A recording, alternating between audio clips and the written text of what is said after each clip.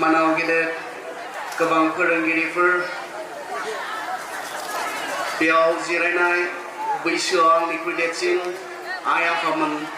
आदा आबौमोन नोंथांमोन बयनिसिमबो बे गोदान बोसोर एबा रंजालि बैसागुनि मुङाव आंनि गोसो गोरबोनि खुलुमनाय बावहरनाय थाबाय बैसोआव आंनिख्रुइ दुइसिन फंबायमोन बायदि बिनानावमोन बायदि साफ्रोम नोंथांमोननो आंनि अननाय बावहरनाय थाबाय इसोरखौ हामबाय होनदों आरोबाव बियो जोंनो गोदान मोनसे बोसोर होबाय आरोबाव जोङो बे गोदान बोसोर मोनसे मोनबावनो हाबाय बिनि अननायनिफ्राय आं इसोरनि सेराव आरज खालामो बे गोदान बोसोराबो जों बयनिबो थाखाय मोजां जागोन जोंनि आबादारिफोरनि थाखाय मोजां बोथोर इसोरा होगोन जोंनि फरायसा फरायसुलिफोरनो गोबां बोर होनानै फरायनाय आयदायाव जोंखौ जौगाहोगोन जोंनि गुबुन गुबुन खामानि मावनाय गुबुन गुबुन बिथिङाव खामानि मावनाय जों साफ्रोमजोंबो लोगोआव थानानै बियो बे बोसोरावबो जौगाहोगोन नोंथांमोन बयजोंबो नोंथांमोननि गंफ्रोमबो नखरजों इसोरा बे गोदान बोसोराव लोगोसे थानानै दुखुआव सुखुआव नोंसोरखौ हेफाजाब होथोंसै अनथोंसै बे रंजालि बैसागु एबा गोदान बोसोरनि समाव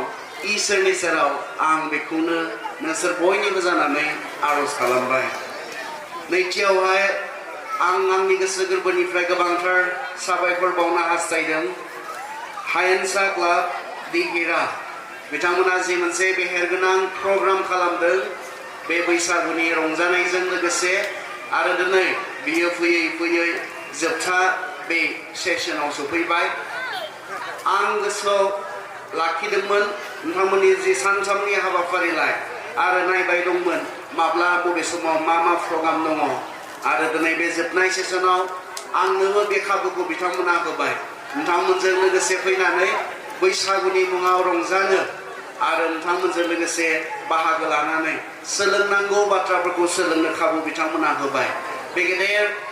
इंराजियावबा बुङो प्राइसलेस होननानै बेसेन बहरा खाबुखौ आंनो होनायनि थाखाय आङो बिथांमोनखौ साबायखर बावदों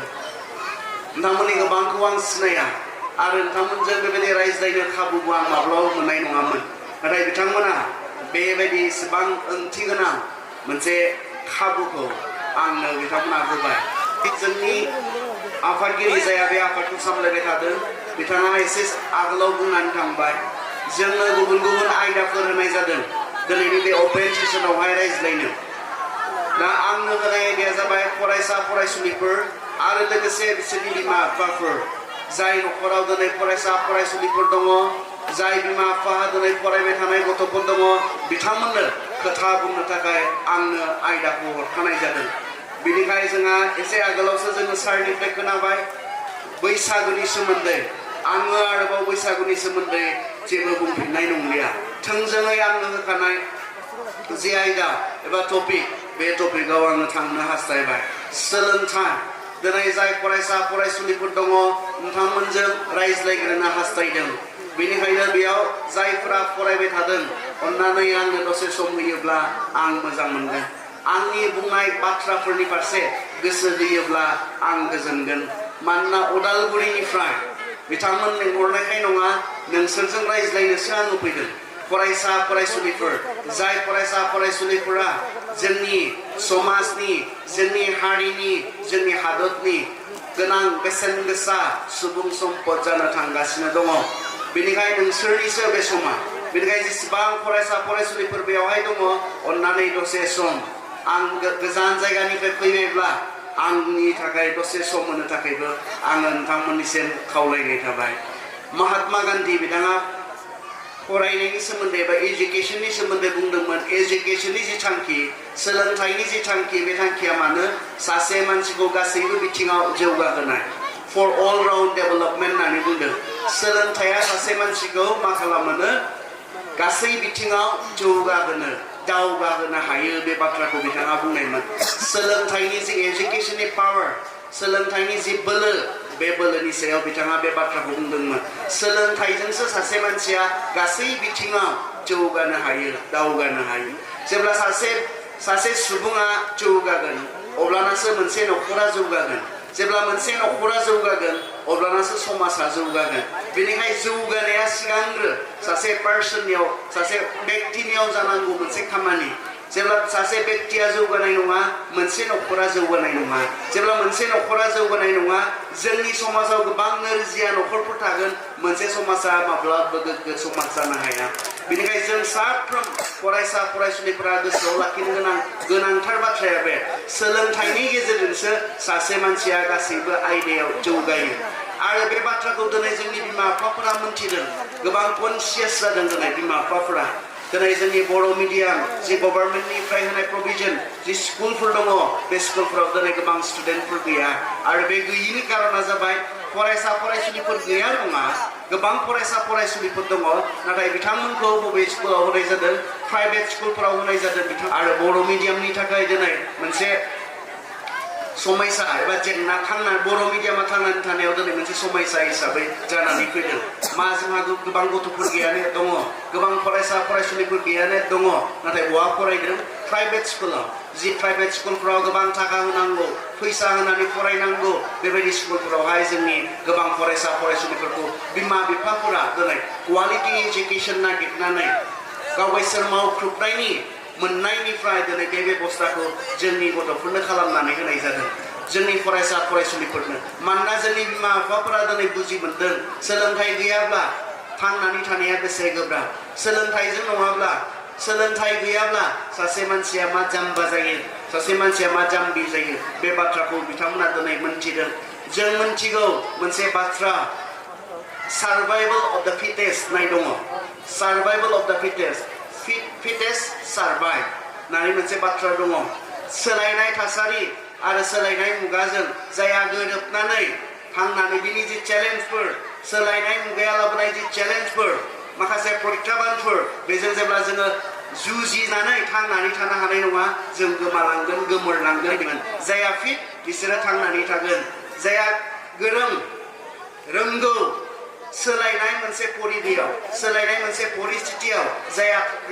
जुजिजाबनानै थांनानै थानो हायो बिसोरसो थांनानै थागोन आरो दिनैनि संसारखौ जों मोनथिगौ दिनै जि संसाराव जि समाव जारिमिननि जि समाव जों थांनानै दङ जों मोनथिगौ दिनै बोलोजों नङा गोबां मानसिफोरा मा इन्टेलेक्चुअल जि केपासिटि मेन्टेल जि केपासिटि बेजोंसो मानसिफोरा थांनानै थादों दिनै जोंनि मुगाखौ स्मार्ट एज होननानै बुंनाय जायो स्मार्ट एज होननानै स्मार्ट मुगा होननानै बर'आव मा बुंगोन आं मिथिया स्मार्ट बेयाव स्मार्ट गासैबो स्मार्ट नों लानाय नोंनि आखाइनि जिनिसफोरा स्मार्ट नों सालायनाय गारिया स्मार्ट जों बाहायनाय मुवा बेसादफोरा स्मार्ट आरो दिनै जों जुदि बेबायदि स्मार्ट मोनसे मुगायाव जोङो स्मार्टै थांनानै थानो रोङाब्ला जोङो गुबुननि बान्दा जानानै लेंफैनानै जों गाहाय थाखोआव जों थांनानै थानो गोनां जागोन सासे मानसिखौ माया स्मार्ट खालामगोन एजुकेशननि गेजेरजोंसो स्मार्ट खालामगोन दिनै जों बुजिनांगोन एजुकेशनासो सासे मानसिखौ माबा मोनसे खामानि मावनो थाखाय फोरोङो एजुकेशननि गेजेरजोंसो सासे मानसिनो खामानि फोरोंनाय जायो सोलोंथाइनि गेजेरजों सासे मानसिनो खामानि फोरोंनाय जायो सासे डक्टरनो डक्टरनि खामानि सोलोंथाइयासो सासे इन्जिनियारनो इन्जिनियारिंनि जि खामानि बेखौ सोलोंथाइनि गेजेरजों सासे नार्सनो नार्सनि जि खामानि सोलोंथाइनि गेजेरजों सोलोंथाइजों नङाब्ला सासे मानसिया खामानि मावनानै थांनानै थानो रोंनाय नङा दिनै गासै आयदायावनो जों प्रफेशनेल स्मार्ट मानसिफोरखौ नागिरदों जोंनि इभेन दिनै जोङो न' लुनायाव जोङो गादा गुदा मिस्ट्रिफोरखौ जों बाहायनो नागिरबावलिया जायफोरा प्रफेशनेलि ट्रेनिं मोनबाय ट्रेनिं लाबाय बेबायदि मिस्ट्रिफोरखौ जेन जोंनि न'फोरा मोजाङै जायो आरो जोंनि एसे उनावनो मोनसे सम सफैगासिनो दङ बेबायदि जायहा जेबो क्वालिटि गैया स्किल गैया क्वालिफिकेसन गैया बिसोरखौ मानसिफोरा बाहायनाय नङा जायफोरा गुन दोङो रोंगौथि दोङो बिसोरखौसो संसारा मान होगोन अनजाग्रा फंबाय बिनानावमोन जों दिनै मोनथिनो सोलोंथाइयासो जोंनो खामानि फोरोंगोन जों जेब्ला सोलोंथाइनि फारसे गोसो होनाय नङा बिमा बिफानि अननायनिफ्राय मोननाय जि खाबु बे खाबुखौ मोननायनि उनावबो सोलोंथाइ लानो गोसो होनाय नङा जों मोनसेबो खामानिनि थाखाय जोङो क्वालिफाइड जों जानाय नङा जेब्ला नोंथाङा मोनसेबो खामानिनि थाखाय क्वालिफाइड जानाय नङा नों मोनसेबो खामानियाव बाहायजानो गेदेर खामानिफोराव नोङो बाहायजानाय नङा बेनिखायनो सोलोंथाइ जों जिनि थाखाय दिनै खस्थ' खालामनो गोनां जायाखै जोंनि बिमा बिफाफोरा दिनै खस्थ' खालामनानै जोंखौ सोलोंनानै लानानै जोंनो मोनसे लाक्जारि मोनसे खाबु उसिफावनाय मोनसे खाबु जोङो दिनै बिथांमोना होदों बिथांमोननि अननायनिफ्राय जे खाबुखौ मोनदों बे खाबुखौ मोननायनि उनावबो दिनै जोंनि सेंग्रा सिख्लाफोरा सोलोंथाइ लानानै गाव गावखौ दानानै लानो गाव गावखौ बानायनानै लानो गोसो होआब्ला जोंहा थाबैनो जोंनि समाजाव गोबां सोलोंथाइ गैयै मानसिफोर जुदि फैयोब्ला जोंनि समाजखौ गोग्गो समाज होननानै बुंनाय नङा। जों मोनथिगौ ने जों दिनै बुङो जारिमिनखौ नायखांनानै गुवाहाटीआबो जोंनिमोन होननानै जों क्लेम खालामनो नागिरो। नाथाय मा जाखो दिनै जों गुवाहाटीखौ नागारनानै खारनानै मानो जों हाजो सेराव फैखो? मा जाखो जोंहा? आं एसे सिगाङाव बुंदोंमोन फिटेस्ट सार्भाइभेल अफ द फिटेस्ट बिनि बाथ्रा बुंदोंमोन। जोङो गुवाहाटीआव दंब्लाबो जोंनिख्रुइ गोरोंसिन मानसिफोरा जेब्ला गुवाहाटीआव फैबाय जोंजों लोगोसे थाफैबाय बिसोरजों जों जुजिजाबनानै थांनानै थानो हायाखिसै सोलोंथाइ गैयिनि थाखाय। बिनिखायनो जोङो बिसोरजों जुजिनानै थांनानै थानो हायैनि थाखाय बेबायदि जायगाफोरखौ जों मोजां जायगाफोरखौ नागारै गुबुननि आखायाव होयै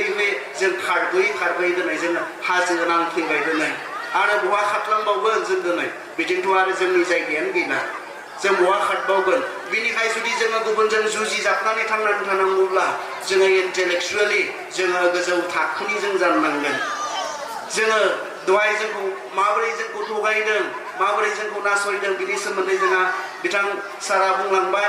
एसे आगोलावहाय आरो बेफोर गासैबो जाहोना जाबाय जोंनि गेजेराव जोंहा गोबां गोरों मानसिफोर गैया जायनि थाखाय जोंखौ ओरैनो थगायनो हायो। आं नैबेखौ हास्थायो जों बर' जाति हिसाबै जोङो सेल्फ साफिसियेन्ट जों जानांगौ। जोंहा गासैबो रोखोमनि मानसिफोरा जोंनि बर'फोरनि गेजेराव थानो नांगौ। गासैबो गोरों मानसिफोरा गुबुन आयदा गुबुन फिल्डनि जि गोरों मानसिफोर दिनै जोंनि बर' समाजावहाय नांगौ। जेब्ला जोंहा गोरों मानसिफोर थागोन इन्टेलेक्सुवेल लेभेलाव बिसोरजों नांनो हानाय बिसोरखौ बुंनानै फेजेननो हानाय मानसिफोर थागोन अब्लाना जोंखौ बेबायदि थगायबाय थानो हानाय नङा। जोंखौ बेबायदि बिथांमोना थगायनानै दोनबाय थानो हानाय नङा नासयबाय थानो हानाय नङा। नाथाय बे गासै नासयनाय थगायनो हानायनि मोनसेल' जाहोना जाबाय जोङो सेल्फ साफिसियेन्ट नङा। जेब्लायबो जों गुबुननि सायाव सोनारनांगौ जेब्लायबो जों गुबुननि सायाव सोनारनानै जों थांनानै थानांगौ जेब्लायबो जोङो गंनानै थांनानै थानांगौ मानोना जोङो सेल्फ साफिसियेन्ट नङा। बर'आ जुदि मोनसे गेदेर जातिब्ला दिनै जोङो सेल्फ साफिसियेन्ट जानांगोन। गावहानो थाजोबनाय जोंहा जानांगोन। गासै आयदायाव गासै फिल्डआव जोंनि गोरों मानसिफोर दिनै जोंनो नांगौ जानानै फैदों आरो बियो दिनै नोंसोर जानांगोन। फरायनानै गेदेर थांखि लानानै गुबुन आयदा लानानै नोंथांमोना जेब्ला फरायगोन नोंथांमोना गोरों जागोन जोंखौ बेबायदि बिथांमोना थगायबाय थानो हानाय नङा बेबायदि जोंखौ नासयबाय थानो हानाय नङा। जों रोङैखाय जों मोनथियैखाय जोंखौ नासयदों। दिनैनि सिगांथ' बांसिनमोन बे नासयनाया। दिनै एसे एनै गोरों मानसिफोर ओंखारबोबाय जों गावनि जानानै खोथा बुंनो हानाय सासे सानै मानसिफोर ओंखारबोबाय जायनि थाखाय बिथांमोना बै समाव जेरै नासयदोंमोन बेबायदि समानै जोंखौ दिनै नासयनो बिथांमोना हायाखै। आरो जेब्ला जोङो बांसिनै गोरों जागोन बिथांमोनजों जों इन्टेलेक्सुवेल लेभेलावहाय समान जोङो खारनानै बिथांमोनखौ बुंनो हानाय जागोन अब्लाना जोंखौ बिब्दि बिथांमोना थगायनो हानाय नङा नासयनो हानाय नङा। जों मोनथिगोन गासैनिबो सोमोन्दै खारन एजुकेशना बेखौ जोंनो फोरोंगोन। सोलोंथाइया जों सुबुं मोनथायनि सोमोन्दै जों मिन्थिगोन। जोंनि गुबुन कनस्टिटिउसनाव थानाय जोंनि गुबुन सुबिदाफोरनि सोमोन्दै जों मिन्थिगोन। दिनै मोनथियैनि थाखायनो जोंखौ जाम्बिफोरबायदि बिथांमोना बाहायनो नागिरदों। आरो बियो जोबनांगौब्ला गुबुनजों जुदि जों समान खर' दैखांनानै थांनानै थानांगौब्ला सोलोंथाइ आरो जोंनि फंबाय बिनानावमोना दिनै बे सोलोंथाइखौ लानो गोसो होनांगोन। फंबाय बिनानावमोन सेंग्रा सिख्लाफोर उन्दै गथ'फोर बे समा गोलाव नङा बे समा गोबाव नङा। गावखौ बानायनानै लानो हानाय गावनि थाखाय मोनसे मोजां प्रफेशन मोनसे मोजां केरियार बानायनो हानायनि समा अरायबो थाबाय थाया। बियो खोब गुसुं सम एसेल' समनि गेजेराव जों गावखौ जों बानायनानै लानो हायो आरो बे थाबाय थाया। दिनै जोंनि सेंग्रा सिख्लाफ्रा मोनथिनांगोन जोंनि फंबाय बिनानावमोना मोनथिनांगोन नोङो बिब्दि फरायबाय थानो मोनगोन बे माब्लाबो जानाय नङा। नों स्कुलाव कलेजाव थांबाय थानो मोनगोन बे माब्लाबो जानाय नङा। जोंनि फरायसा फरायसुलिफोरा बेखौ मोनथिनांगोन आंहा गुसुंल' सम दङ आरो बे गुसुं समनि गेजेराव आं गावखौ बानायनानै लानांगौ। आरो बे समनि गेजेराव जेब्ला जों गावखौ बानायनाय नङा गावखौ बानायनानै लानाय नङा बिनि उनाव मोनसे सम फैगोन जि समाव नोङो आरो बे खाबुखौ नों मोननाय नङा आरो बे समा नोंहा थाबाय थानाय नङा। बेनिखायनो दिनैसो जाय फरायसा फरायसुलिफोरा दिनै फरायगासिनो दङ दिनैसो बियो नोंनि सम गाबोनबो जे नों बे समखौ मोनगोन बे नङा गाबोन समजों लोगोसे बैसोजों लोगोसे नोंहा गुबुन बिबानफोरसो फैगोन जानो हागौ नोंथाङा सासे बिफा जानानै गुबुनखौ फरायहोनायनि मोनसे बिबानसो फैगोन बिमा जानानै गथ'फोर खांनाय फेदेरनाय फोरोंनायनिसो बिबान फैगोन बियो दिनैसो दिनै जे समाव नोंथाङा सेंग्रा दिनै जे समाव नोंथाङा सिख्ला बे समावसो नोंथाङा गावखौ बानायनानै लानो नोंथाङा खाबु मोनदों बिमा बिफानि अननायनिफ्राय नाय जोंनि बिमा बिफाफोरा इसेबां खस्थ' खालामनानै जोंखौ फरायहोदों माबा मोनसे जागौबा जोंखौ बिथांमोना खस्थ' खालामनानै मावख्रुबनायनि गेजेरजों गावखौ बानायनानै लानो जोंनो खाबु होदों बिमा बिफानि अननायनिफ्राय बे गेदेर खाबुखौ मोननायनि उनावबो जेब्ला जों गावखौ बानायनानै लानो रोंनाय नङा जोंनिख्रुइ जाम्बिसिन आरो रावबो थानाय नङा मोनथिगौ ने जों बायदि गोबां सेंग्रा सिख्लाफोर दङ दिनै जायफोरा फरायनो खाबु मोनाखै जों बायदि गोबां गथ'फोर दङ दिनै भारतावनो जायफोरा फरायनो खाबु मोनाखै स्कुलाव कलेजाव थांनो खाबु मोनाखै बिथांमोना गावसोरनि जानायखौबो बिथांमोना नागिरनानै जानांगौ बेबायदि अबस्थानि गोबां गथ'फोर दङ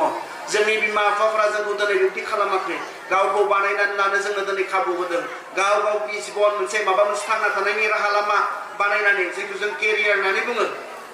बर'आवबा थांना थानायनि राहा लामा बानायनानै लानो जोंनो खाबु होदों बे खाबुखौ जोङो बेसेन होनो बे खाबुखौ जोङो सन्मान होनो जोंनि फरायसा फरायसुलिफोरा दिनैनि बे जुगाव दिनैनि बे जोंनि समाव फरायनायनि स्टाइला जोंहा आलादा जानांगोन जोंनि फरायनायनि जे स्पिरिट बे स्पिरिटआ जोंहा आलादा जानांगोन गोदोनि बायदि फरायोब्ला जानाय नंला जोंनि एसे सिगाङाव मोनसे सम बारलांबाय मेट्रिक पास जायोब्लानो मास्टार साख्रि मोनोमोन जोंहा बे समा गैला दिनै हायर सेकेन्डारि पास जायोब्ला बबेबा एलपि स्कुलनि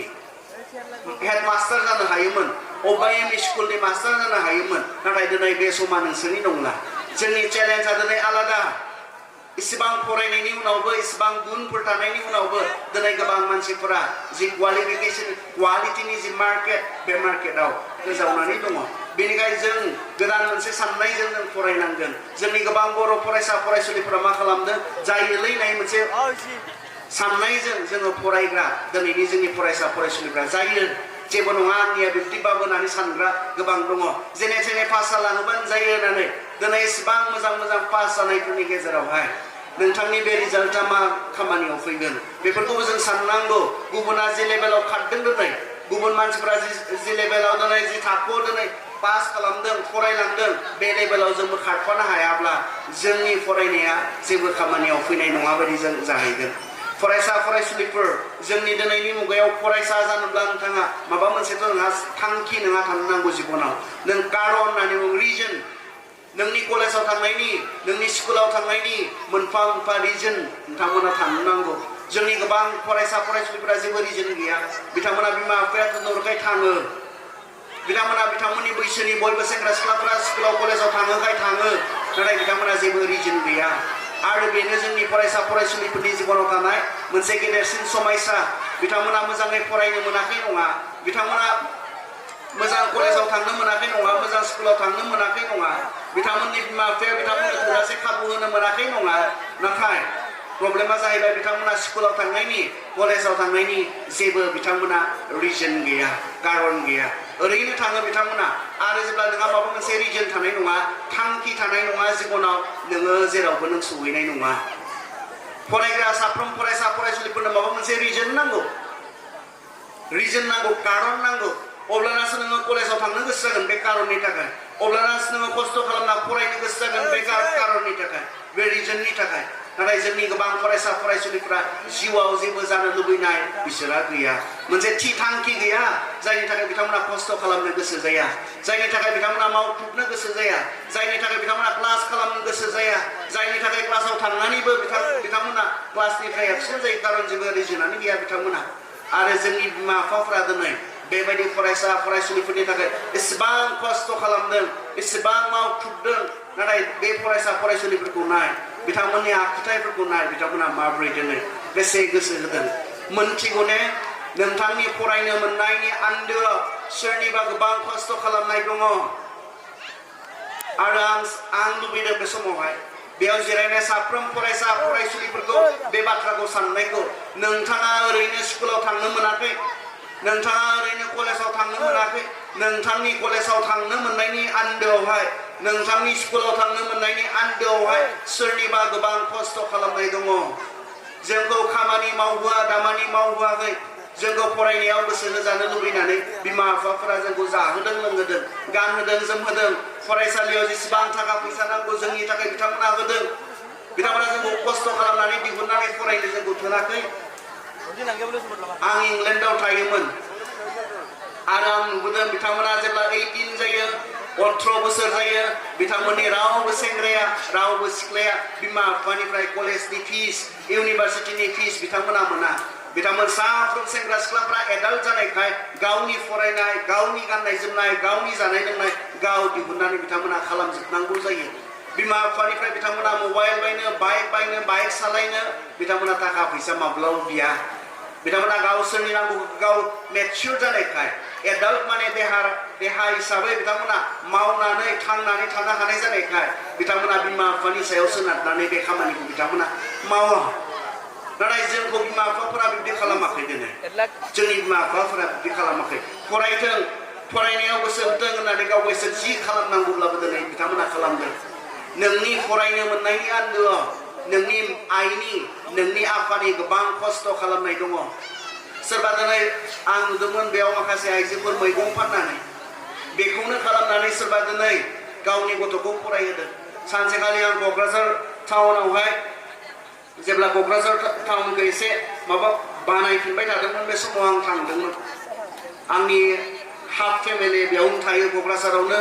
बेनिखायनो आं खरस खालामनो थांदोंमोन आरो सासे जोंनि बर' हिन्जावनियाव मैगं जेब्ला आं बायनो थांदों आं मादै बियो बेसेबां होननानै बुंदों बेनि उनाव मैगंखौ लानाय समाव बे आइजोआ बुंदों आंखौ हौवा गैया आदै बेहायबो जिरायना फाननो होआ बैहायबो जिरायनानै फाननो होआ गथ'फोर फरायनाय दङ मा खालामनानै मा मावनानै जोङो जोंनि गथ'फोरखौ जाहोगोन लोंहोगोन फरायहोगोन बिथाङा सिन्था खालामनानै बुंदोंमोन आरो आं मिथिगौ बिथांल' नङा बेबायदि जोंनि गोबां बर' आइजोफोर दङ बेबायदि जोंनि गोबां बर' बिफाफोर दङ जायफोरा गावसोरनि गथ'फोरनि फरायनायनि मुङै गोबां खस्थ' खालामदों आरो बे खस्थ' खालामनायनि आन्दोआव बिसोरा सिमां दङ गावसोरनि बे मावख्रुबनानै मोननाय थाखा फैसाखौ बिथांमोना जोंनि फरायनायाव ओरैनो गाराखै आंनि गथ'आ माबा मोनसे जागोन बे आसाजों आंनि गथ'आ फरायनानै माबा मोनसे जाथारगोन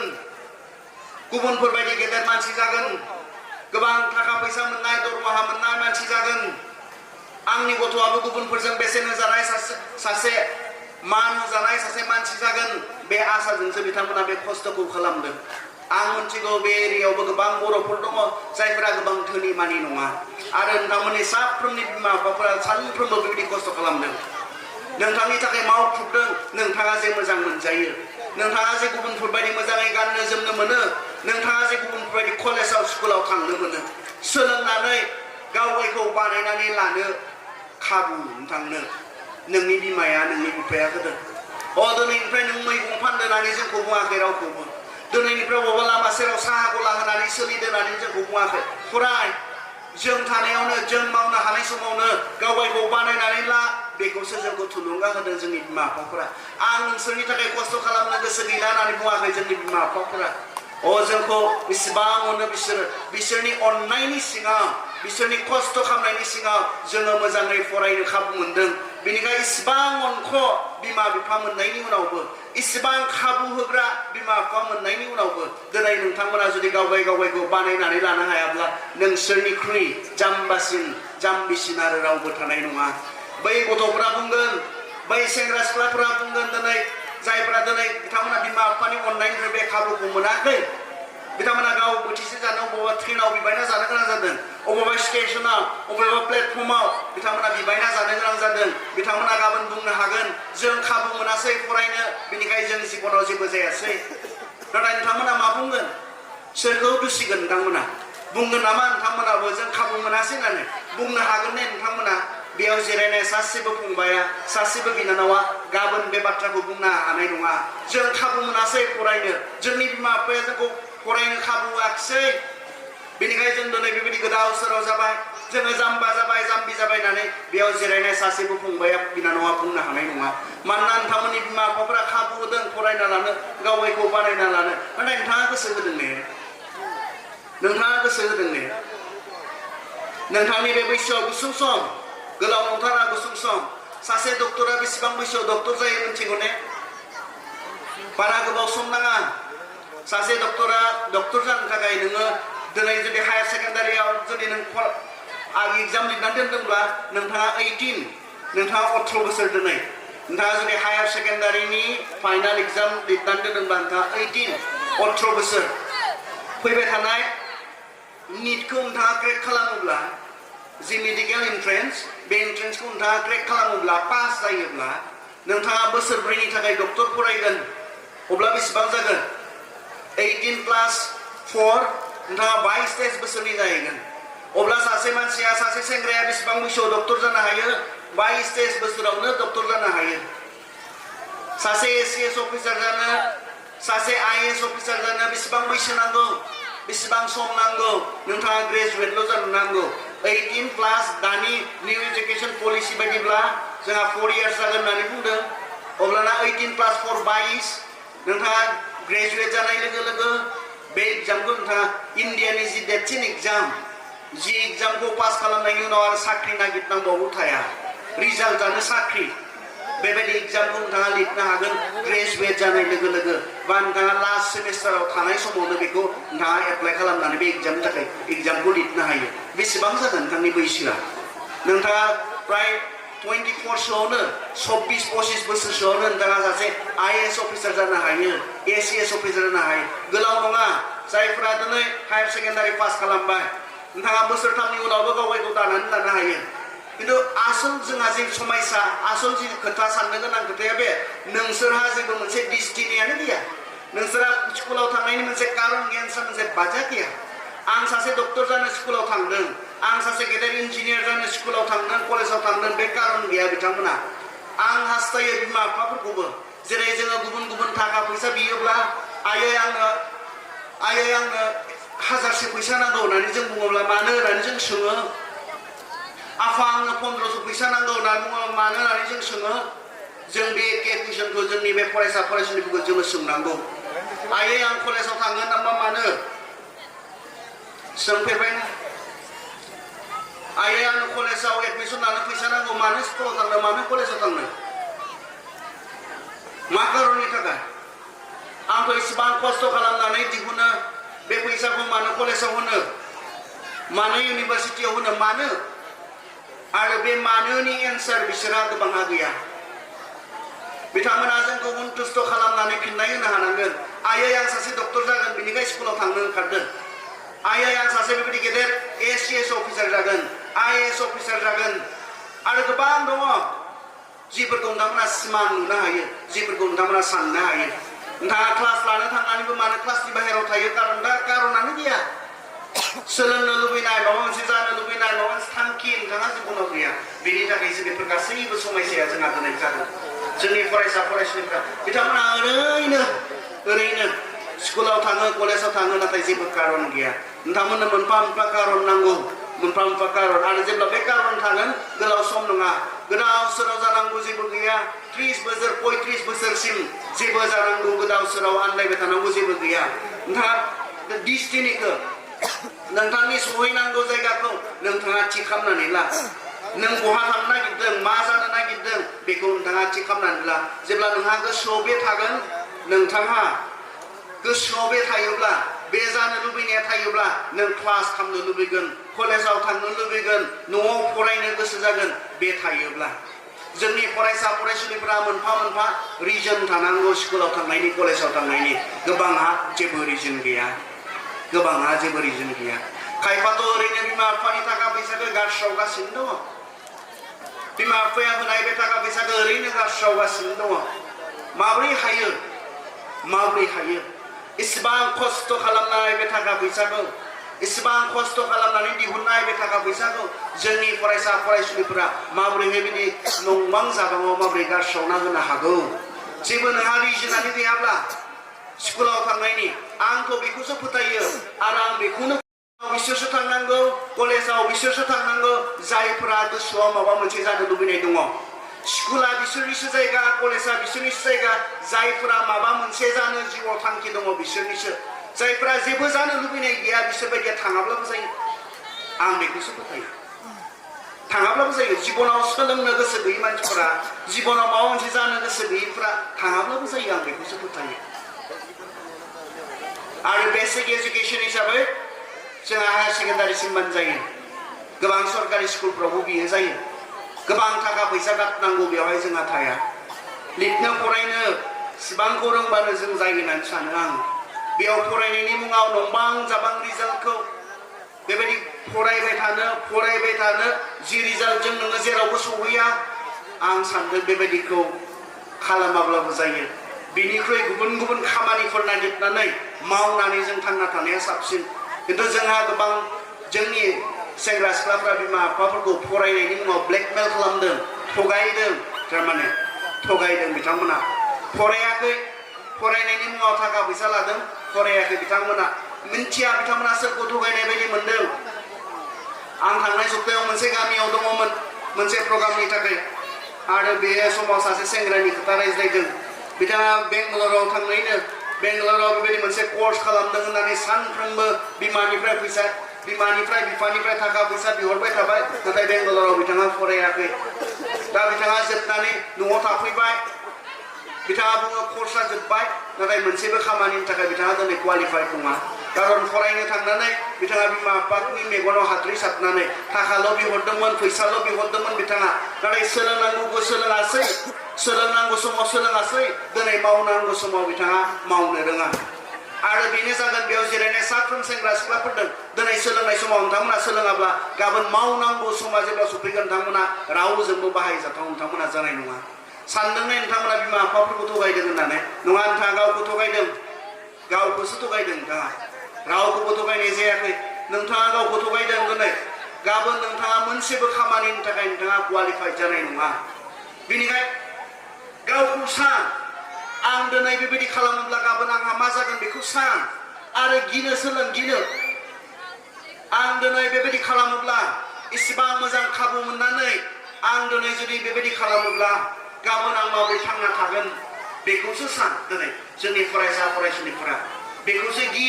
गाबोननिखौ सानहर नोंथाङा माबोरै थांना थागोन हाया नोङो खर' दैखांना थांना थानो गुबुननि बान्दा जानानै फिसा फिसा खामानि मावनानै जोंनि बर' सेंग्रा सिख्लाफ्रा थांनानै थानांगोन दिनै बिथांमोना जुदि गुबुनजों समान समान जुजिजाबनानै गुबुनफोरबायदि एखे थाखोआव जुदि गसंनो जुदि सानाखैब्ला गाबोन नोंथांमोना फिसा फिसा खामानिनि थाखाय सोर बुंदों जों बर'फोरा हाया होननानै सोर बुंदों जोंखौ सोरनि माथो बियो सोरनि राव बियो बर'फोरा हाया बर'फोरा जाया होननानै सोर बुंदों बिसोरो ट्राइबेल बिसोरो हाया होननानै सोर बुंदों नाहर संसाराव जों बायदि गोबां दङ जायफोरा बुहुमाव सिनायजानाय मिथिजानाय बुहुमाव जौगानाय हादर बुहुमाव समान समान बिथांमोना जुजिजाबनानै बिथांमोना थांनानै दङ बिथांमोना एसेबो गाहायाव नङा बै चाइनिसफोरखौ जोंखौ बायदि नङा नामा बै जापानिसफोरखौ जोंखौ बायदि नङा नामा बै थाइफोरखौ जोंखौ बायदि नङा नामा बै मालयसियानफोरखौ जोंखौ बायदि नङा नामा माथो बिसोरबो संसाराव इसेबां जौगादों दावगादों मोनसे समाव जोंनो एसटि खथानि गोनांथि जादोंमोन बे एसटि खथानि गोनांथियाबो बेसोमोन जोंनि थानाय जानाय अबस्थाफोरा मोजां नङा बिसोरो मोजां स्कुलाव कलेजाव फरायनो हाया बिनि थाखायसो दिनैथ' जोंहा बे समस्यायाबो जोब्बाय होननानै आं सानो गोबां जायगायाव बर'फोरनि गेजेरावबो बे बिथिङाव सोलायनाय फैबाय जों माबोरै थायो बेयाव सोलायनाय फैबाय जों मा जायो बेयाव सोलायनाय फैबाय आरो जोंनि महर मुस्रियावबो सोलायनाय फैबाय जों सिगांनि बायदि नुला जोंखौ साबसिन नुयोसो दिनै जों मा जायो माबोरै थायो बिनि थाखाय बे सोलायनाया फैदों अब्ला जोंखौ जे दिनै बर'फोरखौ जे बुंनो नागिरदों जों गावा बुंना लानो नागिरदों जों हाया जोंजों जाया होननानै बुंनो नागिरदों बे नंखाय बाथ्रा हायो जों बायदि एखे क्लाननि मानसिफ्रा दिनै जों बायदि एखे समान जों बायदि मानसिफ्रा दिनै बुहुमाव खर' दैखांनानै थांनानै थादों बै चाइनिसफोरखौ नाय इभेन दिनै इन्डिया हायाखै बिसोरो अलिम्पिकआव खैथा गेम गेलेयो इन्डिया खैथा गेम गेलेयो इन्डियाथ' बहुत लिमिटेड गेम गेलेयो अलिम्पिक्सफोरावहाय इन्डिया चाइनाखौ नाय आमेरिकाजों समान समान मोनफ्रोमबो गेम बिसोरो गेलेयो फार्स्टआव चाइना नङाबा आमेरिका बिसोर समान समान थायो अब्ला जोंखौ दिनै सोर बुंदों जों जाया जों हाया होननानै जों मानो जायानो जों मानो हायानो नङा जों गोसो होआखै बेल'सो मोनसेल' रिजोना गोसो होआखै जोङो खाबु मोनदोंब्लाबो गोसो होनो रोङाखै फरायनाय फारसे जों गोसो होआखै जोंहा कमिटमेन्ट गैथारा फरायनाय फारसे खस्थ' खालामनो बे खस्थ' खालामनो गोनां बैसोआ गोबां गुसुं नोङो नोंनि 26 बोसोराव माबा मोनसे जागोन नोंनि 25 बोसोराव माबा मोनसे जागोन नोंनि 24 बोसोराव नों माबा मोनसे जागोन साधारनैब्लाबो गोरलैहैब्लाबो साधारनैब्लाबो दिनै सासे हायार सेकेन्डारि लिरनानै दोननाय दिनै जाया 18 बोसोर दोननाय नोंथाङा जुदि बोसोरथाम GNM कर्स खालामनानै फैयोब्ला बोसोरथामनि उनाव नोंथाङा खामानि मावनानै थांना थानो हागोन अब्ला बेसेबां जागोन 21 बोसोर जागोन 21 बोसोर बैयाव नोंथाङा इन्डिपेन्डेन्ट जागोन बिमा बिफानियाव सोनारनो गोनां गैयि जागोन नोंथाङा गावनि नांगौखौ गाव दिहुननानै थांना थानो बेसो जिबन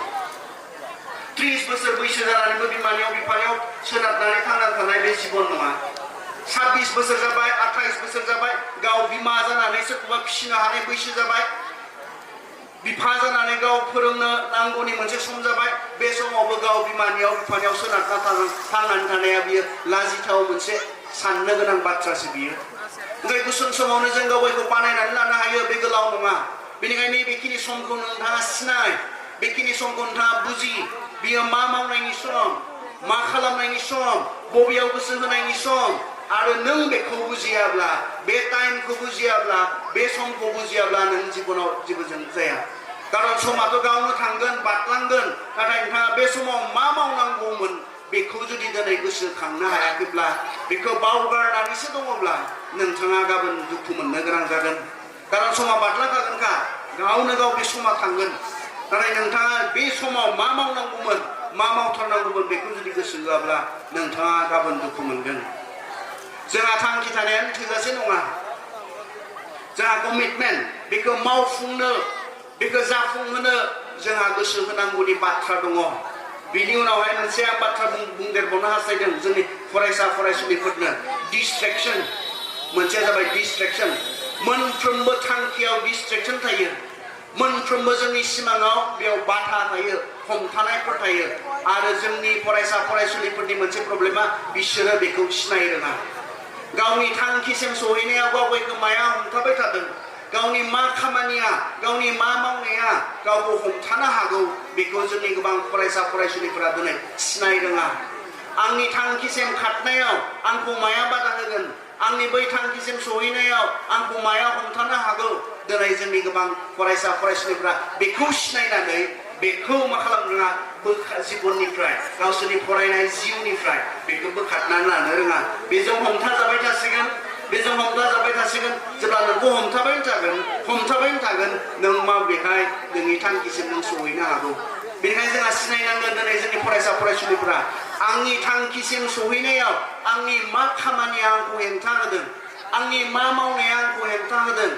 जोंहा गोबां दङ दिनै जेरै बुंलांबाय दहाय आंखौ मबाइल गेमनि सायाव बुंनो खोथा बुंदों बेफोर मोनफा मोनफा एक्टिभिटिसफोर दिनै जोंनि फरायसा फरायसुलिफोरा मबाइल गेम बे एडिक्टिभ मोनसे बियो गोरलैयैनो हुदा जायो सासे मानसिनि मबाइल गेम गेलेयाबा थानो हायि मबाइलखौ दाङाबा थानो हायि बेबायदि टेक्न'लजिया जोंनि फरायनाय फिल्डआवहाय जोंनि सोलोंथाइ लानाय फिल्डआवहाय गोबां अबदान दङ जोंनो गोबांथार रिसर्सफोर बियो होनो हायो जिखौ जोङो फोरोंगिरिनिफ्राय मोनथिजोबाखै फोरोंगिरिनाव सोंजोबनानै जों मोनथियाखै बेखौबो जोंनो दिनै टेक्न'लजिया जोंनो फोरोंनो हायो नाथाय जोङो बेखौ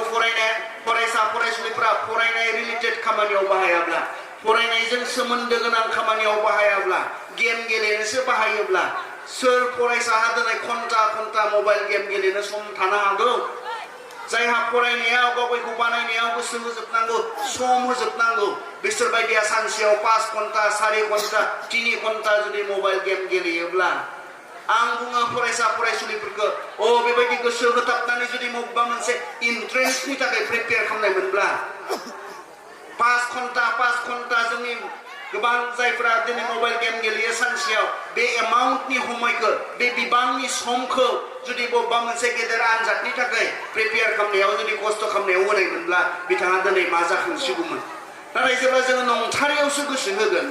जेब्ला जोङो नंबां जाबाङावसो जों सम होगोन जोंनि जिबना नंबां जाबाङानो जाखागोनखा दिनै नोंथाङा नंथारै खामानि मावनानै गाबोन नोंथांनि जिबना माबा मोनसे जोंब्लाव माब्लाव जागोन बेखौ नोंथाङा आसा दाखालाम। बेबायदि जाया। नोंथाङा मा मावदों बिनि सायावसो जायो। नोंथाङा दिनै मा खालामबाय थादों बिनि सायावसो जागोन गाबोन नोंथांनि लाइफआ, नोंथांनि जिबना। बेनिखायनो दिनै नोंथाङा बेखौसो साननांगोन। जोंनि बेयाव जिरायनाय फरायसा फरायसुलिफोरा बेखौ साननांगोन, आं बेबायदि गेलेनानै बिनिफ्राय मा मोनफिनगासिनो दङ। आं बेखौ खालामबाय थायोब्ला आंनि जि मोनसे सिमां, आंनि जे मोनसे थांखि, आइ आफानि मोनसे सिमां, आइ आफानि मोनसे थांखि, बियो जाफुंगोन ना जाफुङा? बिथांमोना जि मोनसे सिमांजों, जि मोनसे थांखिजों, जि मोनसे साननायजों गोबां खस्थ' खालामनानै आंखौ फरायहोदों, बियो जाफुंगोन ना जाफुङा? बेयाव जिरायनाय जों फरायसा फरायसुलिफ्रा दिनै जों साननांगोन। गोबां सेंग्राफोर दङ, सिख्लाफोर दङ जायफोरा मबाइल गेलेनानै ओंखाम जानो रोंला, जायफोरा उन्दुनांगौ समाव उन्दुनो रोंला। बिसोरनि अबस्थाया मा जागोन? जायहा जानाय समाव जानो रोंला, उन्दुनाय समाव उन्दुनो रोंला, बिसोरनि अबस्थाया मा जागोन? ओंखाम जानो लिंनानै मोना गोबां समाव बिमा बिफाफोरा, खारन बेयावसो गोसो होथाबनानै दङ बिथाङा। उन्दुनो नांगौ समाव उन्दुआ बिथांमोना। माब्रैहाय बिथांमोना फरायनो हागोन? बिथांमोननि मेलेमा जुदि, बिथांमोननि जुदि बे ब्रेना रेस्ट मोनाब्ला, जेसेबां फरायब्लाबो बिथांमोननि ब्रेना रिसिभ खालामनाय नङा, नाजावनाय नङा। फरायथाबनो नाजागोन, नाजावनाय नङा, खारन मेलेमा मेंग्लिनानै दङ। जिरायनाय समाव जिरायाब्ला, जोंनि मेलेमा रेस्टलेस जायोब्ला, जोङो बेयाव माबा मोनसे सोनो नागिरब्लाबो बेयो हाबनाय नङा। बेनिखायनो प्रपार रेस्ट, बेखौबो जों स्टुडेन्टफोरा सनमान होनो रोंनांगोन। प्रपार रेस्ट लानाय, मेलेमखौ रेस्ट होनाय, आरो बे रेस्टआ माब्ला जायो? जों उन्दुब्लासो जायो बे रेस्टआ। बेनिखायनो जोंनि फरायसा फरायसुलिफोरा बेखौबो बुजिनांगोन। दिनै नोंथाङा मा खालामदों? मा खालामनाया बबे नोंनि खामानिया नोंनि फरायनायाव हेम्पार होदों? बबे नोंनि खामानिया नोंनि फरायनायाव माबा मोनसे गाज्रि गोहोम खोख्लैदों, नोंनि रिजाल्टखौ गाज्रि खालामदों? बेफोरखौ गाव गाव नायनानै जोङो फोसाबना लानांगौ जोंहा दङ। जायफोरा कलेज लेभेलनि स्टुडेन्टफोर, आंनि बबे खामानिया आंखौ फरायनायाव बादा होगासिनो दङ, बेफोरखौ जोङो नायनांगौ जायो। डिस्ट्रेक्शन जानो हागौ, मोजां मोनलायनाय, बेबो मोनसे डिस्ट्रेक्शन। फरायनांगौ समाव सोरबा सासे सिख्लाखौसो लाबथिंबाय थानायनि खामानि मावोब्ला, सोरबा सासे सिख्लानि थाखायसो खर' गरम जाबाय थायोब्ला, फरायनांगौ समाव सोरबा सासे सेंग्रानि थाखायसो खर' गरम जाबाय थायोब्ला, माबोरै फरायनो हागोन नोङो? बेनिखायनो गोलाव नङाथ' बे समा। गाव गावखौ बानायना लानांगौ समा गोलाव नङा। 24 बोसोर 25 बोसोराव नों गाव गावखौ बानायखाङो। बिथिं मोजां मोनलायनो, हाबा जानो गोबां सम दङ। बेनिखायनो दिनै गाव गावखौ बानायनांगौ समाव गावखौ बानायनोसो गोसो हो, फरायनायावसो गोसो हो, आरो बिनि उनावसो। नङाब्ला मा जागोन जोंहा मिथिबायना? आंखौ दाजाबदेरनो होनाय गुबुन मोनसे बाथ्राया उन्दै बैसोआव हाबा जानाय। सेंग्राफोर, नोंथाङा नोंथांनि मोजां मोननाय सिख्लाखौ मोननाया गेदेर बाथ्रा नङा। खोनासं, नोंथाङा जाय सिख्लाखौ गोसो थोफ्लेदों, मोजां मोनफ्लेदों, बेखौ मोननाया गेदेर बाथ्रा नङा।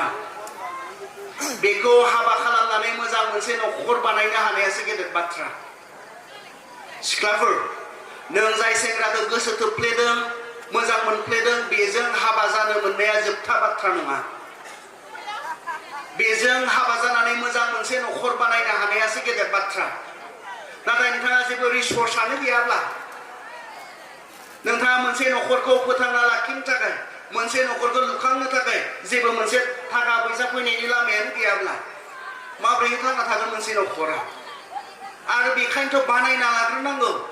जोंहा बाइबेलाव मोनसे बुंनाय बाथ्रा दङ, बोसोन बिजाब होननाय मोनसे बिजाब दङ बाइबेलावहाय। बेयाव ओरैनो बुंनाय दङ, हा हु आरो थांनानै थानायनि राहाखौ बानायाब्ला न' बां दाख्लाम। बेबायदि मोनसे बुंनाय दङ। आरो बे बोसोना सेंग्रा सिख्लाफोरनि थाखाय। बे बिजाबखौ स्पेसियेलि सेंग्रा सिख्लाफोरनो गोबां बोसोन होनो थाखाय लिरनाय जादों। मा बुंदों? हा हु आरो थांनानै थानायनि राहा लामाखौ बानायाब्ला न' बां दाख्लाम। थारमाने हाबा दाजा। हाबा जानायनि सिगां साननो गोनां बाथ्राया मानो? हा हु। नोंहा बे हाबा जानाय हिनजावजों लोगोसे थानाय हा हु दङ ना गैया? नोंहा बे न'खरखौ फोथांना लाखिनो थाखाय थाखा फैसा फैनायनि लामा जाबायना जायाखै? बेखौसो बानायखांनायनि उनाव सासे सेंग्राया सासे सिख्लानि बाथ्रा साननो हायो।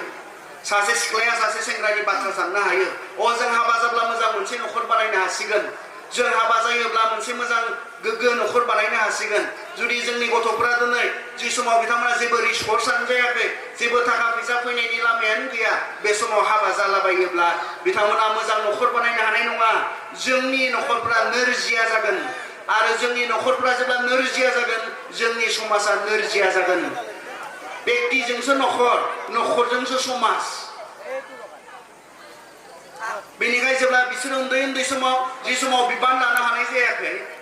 बे समावनो जि समाव सासे बिफानि सासे हौवानि बिबान लानो हानाय जायाखै रल लानो हानाय जायाखै बे समाव बिथांमोना जुदि हाबा जायोब्ला गाबोन बिथाङा रावनिबो मोजां हौवा जानो हानाय नङा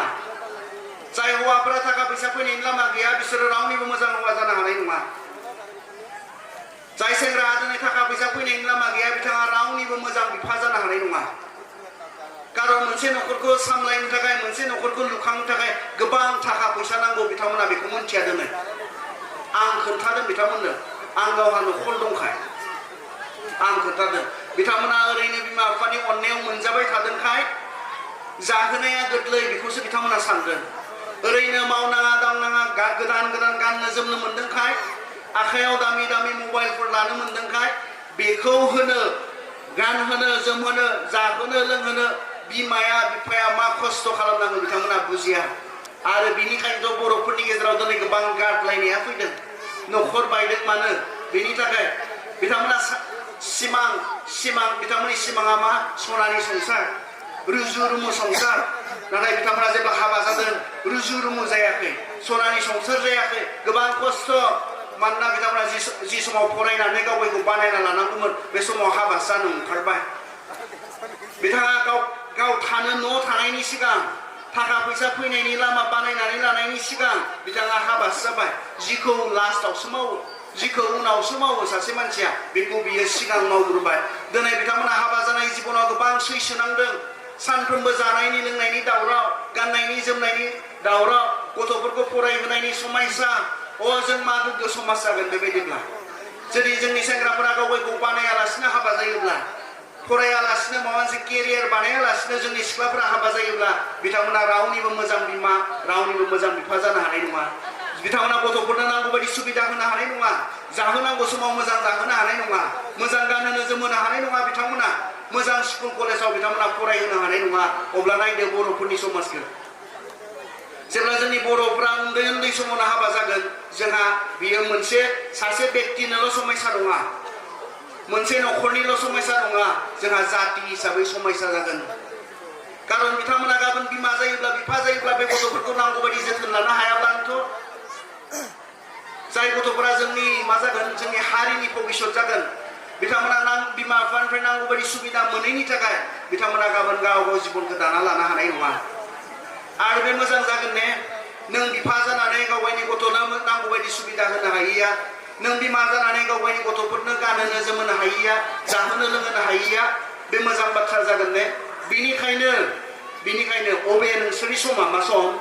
बे समा गावखौ बानायनानै लानायनि सम बानायग्रो बिनि उनाव हाबा जा गोग्गो मोनसे मोजां मोनसे न'खर जागोन गावखौ बानायग्रो गोबां खस्थ' थानाय नङा बे न'खराव जेराव नोंहा थाखा फैसा फैनायनि लामा दंसै बेनिखाय समखौ नाय बियो मा समखौ नाय नोंथांनि समखौ नाय बियो मा मावनायनि सम गोलाव नङा गोबाव नङा गुसुं समनि गेजेराव नोंथाङा गावखौ बानायनानै लानो हायो नाथाय बेखिनि समाव नोंथाङा बानायासैब्ला नोंथाङा गुदै जिबन नोंथाङा सैनांगोन नोंथांनि गासै इयुन जिबनखौ नोंथाङा सैनांगोन आरो बे समखौ नाहरनानै नोंथाङा बुंगोन बै समाव आं मानो गावखौ बानायनानै लायाखिसै दिनै आं खस्थ' मोनदों जि समाव आइ आफाया आंनो फरायनो गावखौ बानायनानै लानो खाबु होदोंमोन आं मानो बानायनानै लानो रोङाखिसै नोंथाङा रिग्रेटल'सो जासिगोन जेबो जालिया नोंथाङा बै समाव रिग्रेटल'सो जासिगोन आरो जेबो खालामफिननो हाला नों लेट जाबाय समा बारग'लांबाय बेनिखायनो दिनैसो फरायनायाव गोसो हो बेजोंसो जोङो गावखौ बानायनानै लानो हागोन बेजोंसो जोङो माबा मोनसे खामानिनि थाखाय जों क्वालिफाइड जागोन बेनिखायनो गोसो हो गुसुं समायनि गेजेराव गावखौ बानायनानै लानो दिनै मानसिफ्रा बुंनो नागिरदों साख्रि गैया मा गैया होननानै नंखाय आनएमप्लयमेन्टआ रियेल मोनसे समयसा आं मिथिगौ आं आनएमप्लयमेन्टनि समयसा गैया होनना बुङाखै दङ आनएमप्लयमेन्टनि समयसा दङ नाथाय दिनैबो जे साख्रि मोनबाय थादों गोबां मानसिफोरा साख्रि मोनदों सोर मोनदों साख्रि दिनै जायफोरा जायफोरा साबसिन बिसोरो मोनदों गोबां हाजार जन मानसिनि गेजेराव जायफोरा दिनै साबसिन लाख मानसिफोरनि गेजेराव जायफोरा साबसिन बिथांमोना दिनै सायख'जादों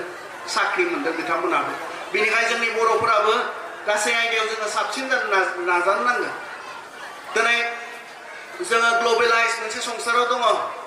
ग्लबेलाइज मोनसे संसारानो मोनसे जाबाय बायदि जोङो फिल खालामो दिनै बेबायदि जों अनुभब खालामो दिनै नोंथाङा बहा साख्रि मावनो मानो बिटिसिनिनो साख्रिनि खोथा नोंथाङा सानखो मानो आसामावल' साख्रि मावनायनि खोथा सानखो नोंथाङा बहा साख्रि मावनो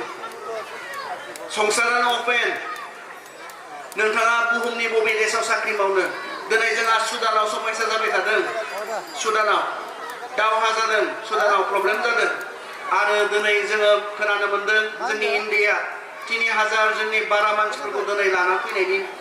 जोंहा बेबस्था खालामदों खारन बेयाव मानसि थाथावना जायाखै सुदानावहाय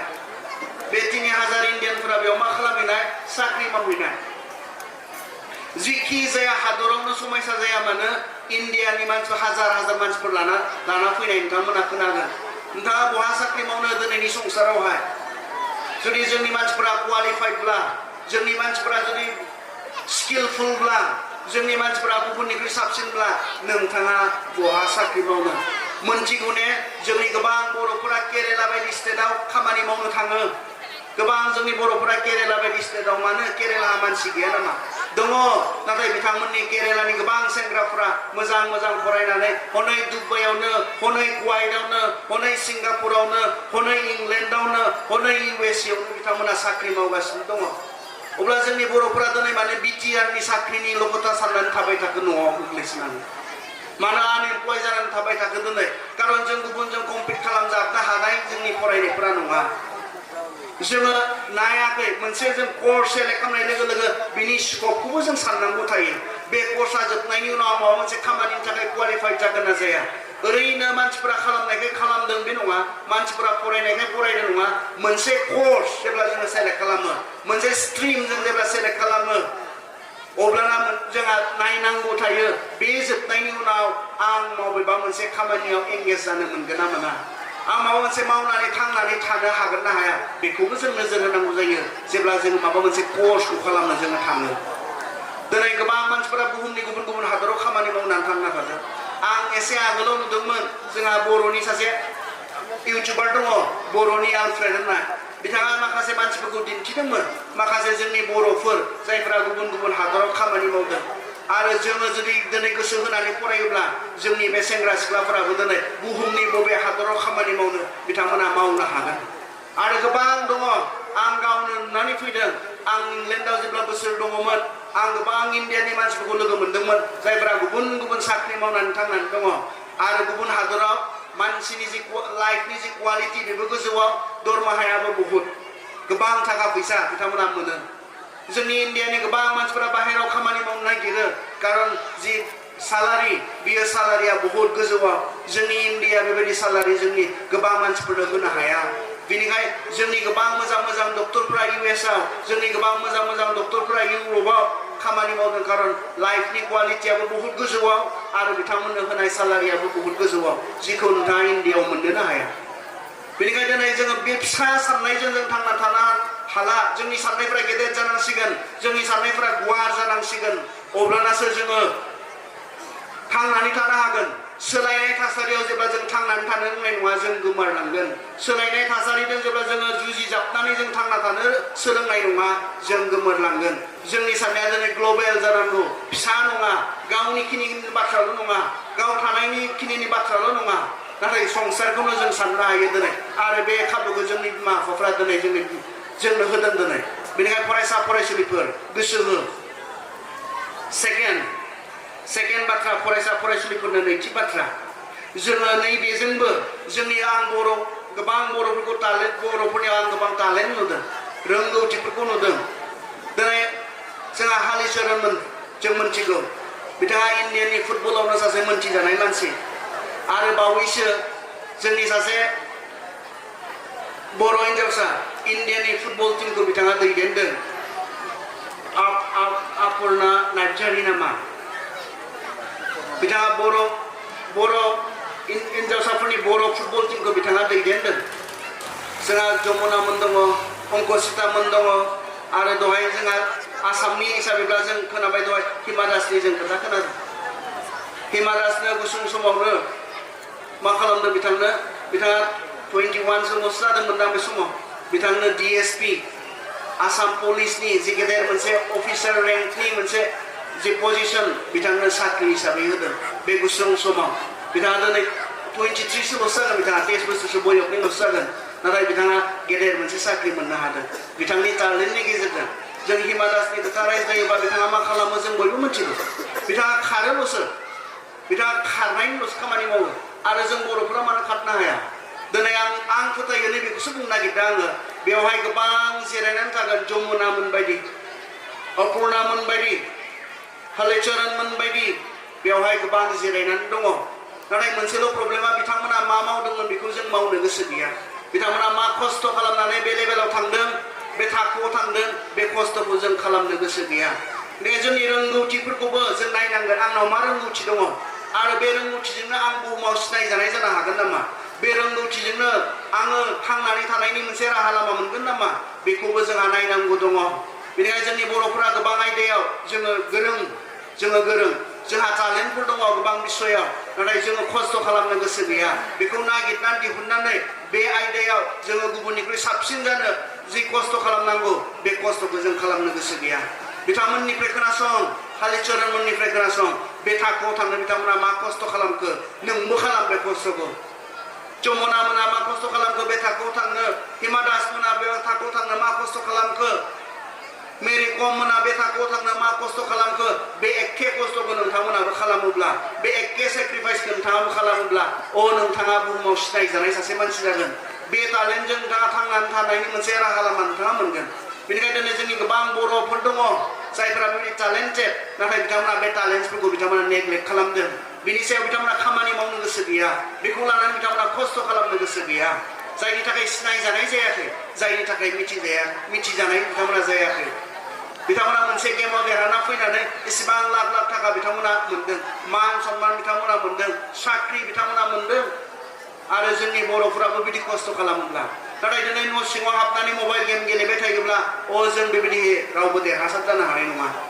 जोङो ओरैनो बेरायलाबायनानै समफोरखौ हगारलाबायदोंब्ला जोङो बेबायदि रावबो सिनायजानाय मिथिजानाय जों जानो हानाय नङा बुहुमा देरहाग्राफोरनि थाखायल'सो जेननायफोरखौ बुहुमा सिनाया देरहासारफोरखौल'सो सिनायो आरो जों मोनफ्रोमबो आयदायाव जुदि जोङो जेनोब्ला जोंखौ रावबो सिनायनाय नङा जाति हिसाबैनो जोंखौ रावबो बेसेन होनाय नङा जों मोनफ्रोमबो आयदायाव उनफिननानै जुदि थानांगौ जायोब्ला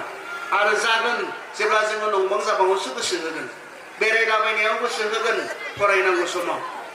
मबाइल गेम्सफोराव जों गोसो होलाबायगोन घन्टा बेयाव जिनिफ्राय जोङो जेबोखौनो मोनफिना जों बेबायदिनो उदाय रोङै जों जानानै थानो गोनां जागोन बेनिखायनो अनजाग्रा फंबाय बिनानावमोन खावलायदों नोंथांमोनखौ आरो जोंनि गुबुन मोनसे गेदेर समस्याया दिनै बर'फोरनि गेजेराव ड्राग्स जि बुस्थुआ जोंनि गोबां फरायसा फरायसुलिफोरखौ नस्थ' खालामदों गान्जानो ड्राग्सनो जौनो बेफोरो जोंनि फरायसा फरायसुलिफोरखौ नस्थ' खालामदों फरायनो हायै खालामदों बेयो मोजां नङा बेफोरो मोजां नङा जोंनि फरायबाय थानाय फरायसा फरायसुलिफोरनि थाखाय बेफोरो मोजां जिनिस नङा आं खोनादों आंथ' गाव लोंफेराखै आं खोनादों लोंग्राफोरखौ एसेयावनो खर'आव नांबायलै होनना बुङो आरो एसेयावनो खर'आव नांबाय होननानै बुङो खर'आव नांबाय माने मा खर'आव नांबाय माने मा बे फेग्रा मुवाफोरा माजों गेलेयो जोंनि मेलेमजों गेलेयो बियो जोंनि मेलेमजोंसो गेलेयो बेयो खर'आव नांबाय माने नोंनि मेलेमाव नांबाय नोंनि मेलेमाव माबा मोनसे बियो एफेक्ट खालामबाय बेखौ बिथाङा बुंनो नागिरदों आरो जेब्ला जोङो बेबायदि गिथाव बाथाव फेग्रा मुवाफोरखौ जोङो जागोन लोंगोन जोङो फरायनो हानाय नङा मोनथिगौ ने जोंनि फरायसा फरायसुलिफ्रा मोनसे बाथ्रा मोनथिगौ ने जेब्ला ब्रिटिशफोरा इन्डियायाव दङमोन बे आसामावहाय गोबां साहा बागान बिथांमोना खालामदोंमोन आरो बे साहा बागानफोराव जोंनि बर'फोरा खामानि मावामोन जोंनि बर'फोरा आरो असमियाफोराथ' मावखाया जोंनि बर'फोराबो लेबार हिसाबै बे साहा बागानफोराव खामानि मावाखैमोन बिनिखायनो मा खालामनो गोनां जादों मानसिफोरखौ लाबोनानै बे साहा बागानफोराव खामानि मावहोनो गोनां जादोंमोन आरो खामानि मावनायजों लोगोसे मा खालामदोंमोन मिथिगौ ना बिथांमोना खामानि मावनानै बिथांमोननो मोननांगौ बेथनखौ होयो बेजों लोगोसे बिथांमोननो फ्रि बे जौखौ बिथांमोननो होयोमोन फ्रियै मानो जौखौ होयो बिथांमोना जे साननो रोङै जायो जेबो गेदेर बाथ्रा साननो हायै जायो बेखौ लोंनानै बिथांमोना गोदोसोनानै थायो आरो जौआथ' बेखौनो खालामो फेग्रा मुवा मोनफ्रोमाबो बेखौनो खालामो सासे मानसिखौ साननो रोङि लाजिनो रोङि गिनो रोङि खालामो सासे मानसिखौ जों बेखौ नुनो मोनखादोंखा फेग्रा मुवानि खामानिया बेनो सासे मानसिखौ साननो रोङि खालामनाय लाजिनो रोङि खालामनाय गिनो रोङि खालामनाय बेबायदिखौनो खालामो बेनिखाय बे बुस्थुफोरखौ बे फेग्रा मुवाफोरखौ बे लेबारफोरनो होनानै बिथांमोनखौ साननो रोङि खालामना दोनदोंमोन आरो बागाननि अबस्थाखौ दिनैबो नाय बे साहा बागाननि अबस्थाफोरखौ नाय बिथांमोना दिनैबो जायै लोङै थायो हुदा जाबाय बिथांमोना जे गेदेर बाथ्रा साननानै गेदेर सिमांफोर नुनानै बे लेबार थाखोनि खामानिखौ मावालासिनो नागारनानै थाङा ब्रिटिशफोरनि गायदाया बेमोन आरो दिनैबो बेबायदि मोनसे ट्रिक्सजों जोंनि गोबां फरायनो हानाय बर' स्टुडेन्टफोरखौ मानसिफोरा बेबायदि खामानि मावनो नागिरदों जोंनि सायाव जायफोरा मोजां मोननाय गैया अननाय गैया जोंनि गोबां बर' गथ'फोरनि आखायाव बे ड्राग्स बायदि गिथावना जिनिसखौ होनानै जोंनि गोबां फरायनो हानाय बर' गथ'फोरखौ नस्थ' खालामनो नागिरदों गोबां फरायनो हानाय फरायनानै मोजां मोनसे भबिष्यत गोनां गथ'फोरा बे ड्राग्सफोरखौ लानानै बे गान्जाफोरखौ सोबनानै दिनै स्कुल नागारलांदों कलेज नागारलांदों फरायनाय नागारलांदों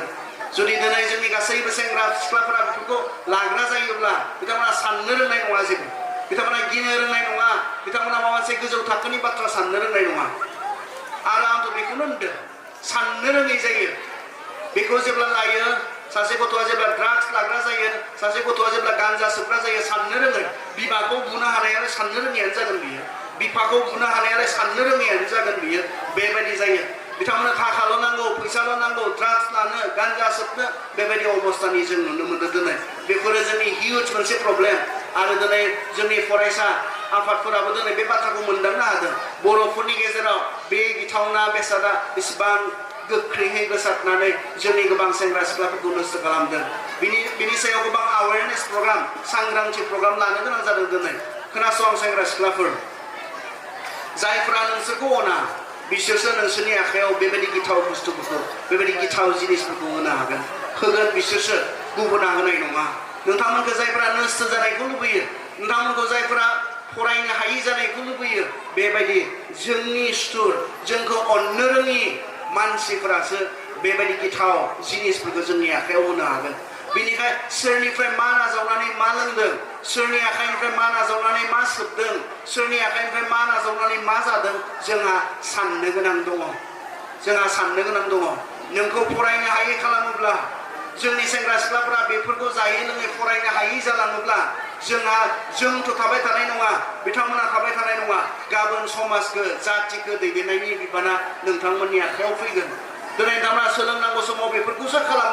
सोलोंनानै लायाब्ला गाबोन जोंहा माबायदि लिडार्सफोर ओंखारगोन बेफोरो साननो गोनां गिनो गोनां माखासे बाथ्राफोर बेनिखायनो बेफोरनिफ्राय गोजानाव था बेफोरखौ गिनो सोलों अनजाग्रा बिमा बिफाफोर दसे सम नोंथांमोननि फारसे बुंनानै आं फोजोबनायथिं फैनो नागिरदों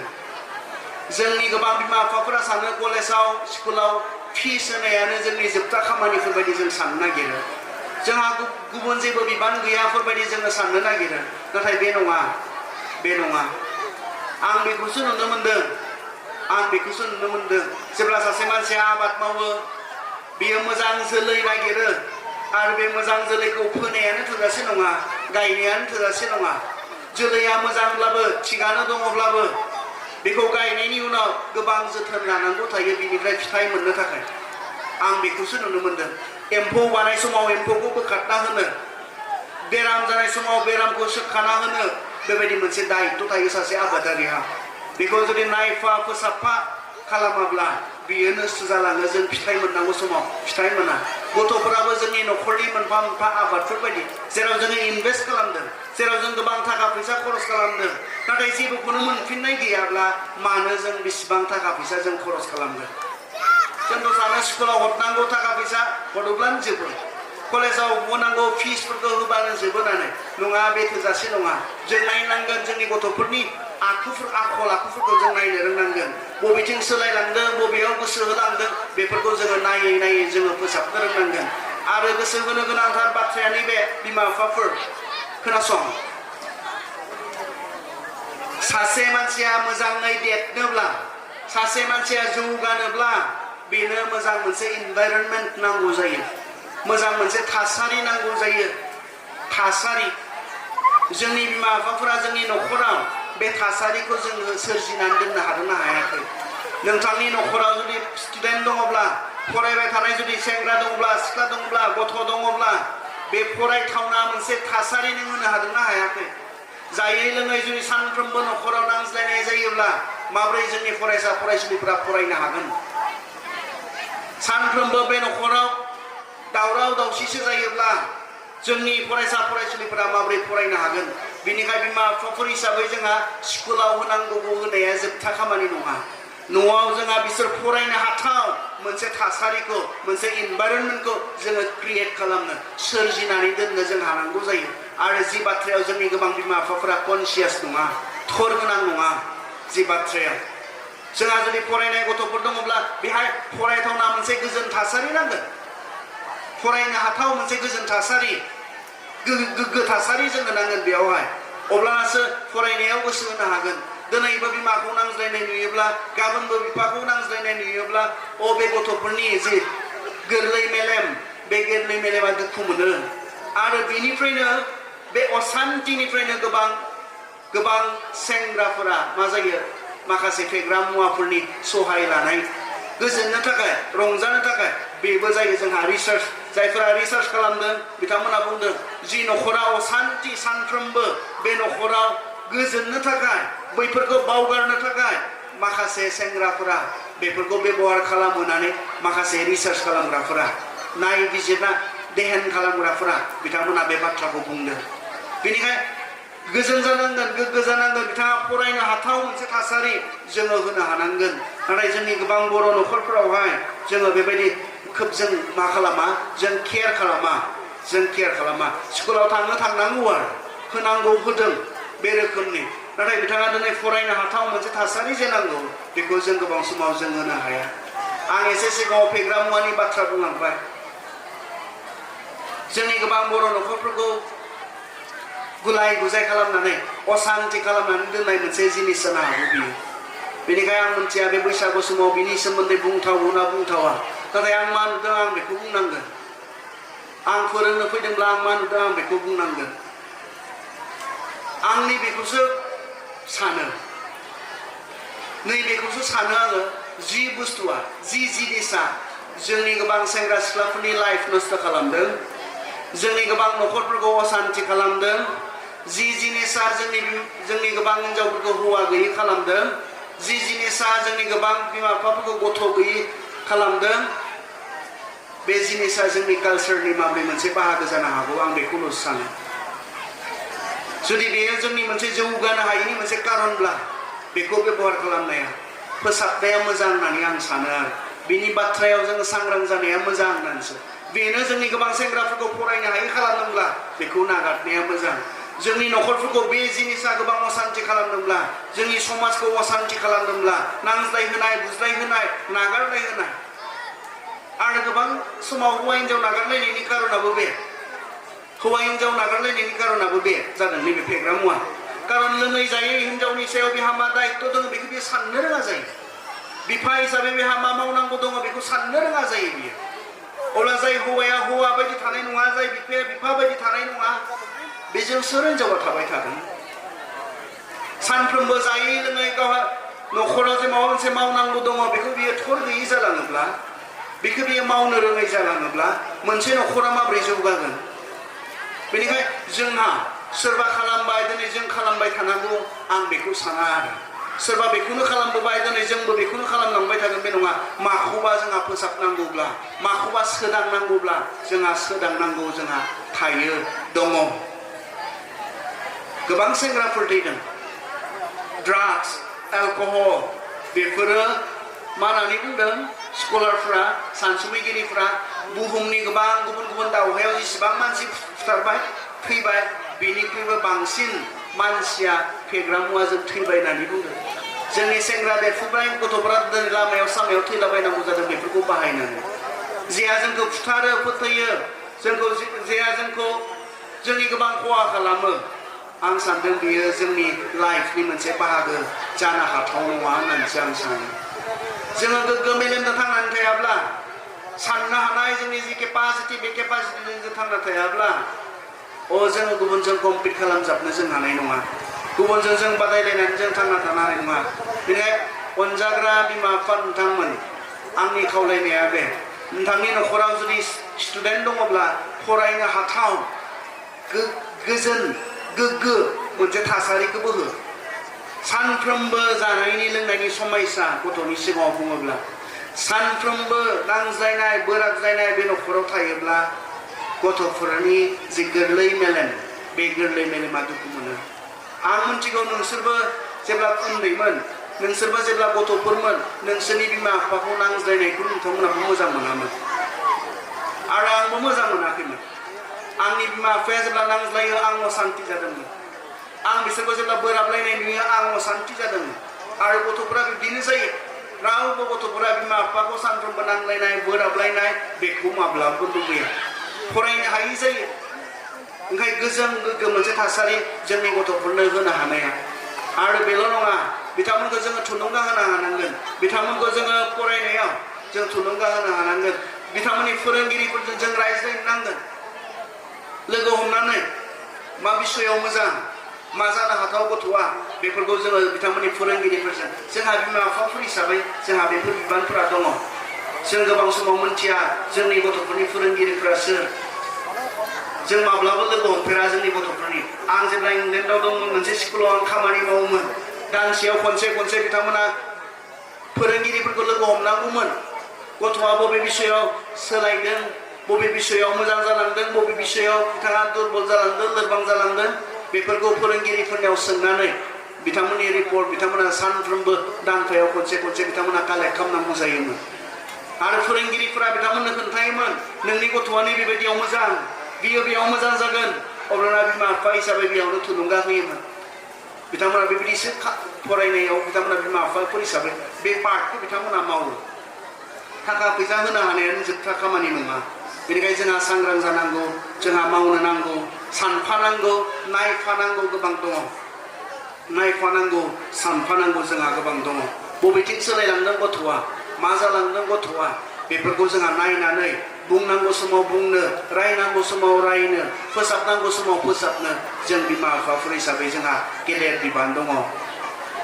दिनै फरायनो मोननानैबो जायैनि जाहोना गावसोर मोनसे आरो गुबुन मोनसेया जों बिमा बिफाफोर मानोना जोंनि जि मावनांगौ बिबान बे मावनांगौ बिबानफोरखौ मावनो जोंहा सम गैलियाफोरबायदि जोङो जालांदों बियो मोजां नङा नोंथाङा जायासै नोंथांनि फिसाफोरखौ मोजां बानायना गालाङोब्ला बे समाजनि थाखाय मा अबदान जागोन बेयो नोंथाङा गाव फरायनो बेबायदि हायासै मोनासै नाथाय नोंथाङा दिनै नोंथांनि गथ'खौ जोंनि बर' जाथिनो थाखाय सासे गेदेर मानसि बानायना गालाङोब्ला जाथिनो थाखाय मा अबदान जागोन बेयो मा बिहोमा जागोन बियो बेनिखायनो गोसो हो गथ'फोरा जेबो रोङै अबस्थायाव जोनोम जायो बेखौ बानायनाया बिमा बिफाफोरनि आखायाव बेनिखायनो गथ'फोरनो लागै इसोरा बिमा बिफा होदों जेन जोङो जेबो रोङै गथ'खौ माबा मोनसे बानायो बे जेबो नंखाया जेबो रोंखाया बियो ना थाबायनो रोंगौ ना रायनो रोंगौ जेबो रोङा बियो नाथाय बेखौ फोरोंनाया बिमा बिफानि खामानि बेनिखायनो इसोरा बे गथ'फोरनो बिमा बिफा होदों जेन बिथांमोनखौ बानायो बिथांमोनखौ बानायनायाव बिमा बिफाया खामानि मावो बेनिखायनो नोंथाङा फरायनो खाबु मोनासो जानो हागौ नोंथाङा गाव फरायनो मोननानैबो जेबो जायासो जानो हागौ नाथाय नोंथाङा गावनि गथ'खौ मोजां सासे मानसि बानायनानै सासे बेसेन गोसा सुबुं सम्पद बानायनानै नोंथाङा जोंनि समाजनो जोंनि हारिनो नोंथाङा गालांनो हायो बे खामानिखौ नोंथाङा मावनानै समाजनो गेदेर बिहोमा नोंथाङा होलांनो हायो हामबाय होनदों हायेनसा क्लाबखौ बे खाबुखौ आंनो होनायनि थाखाय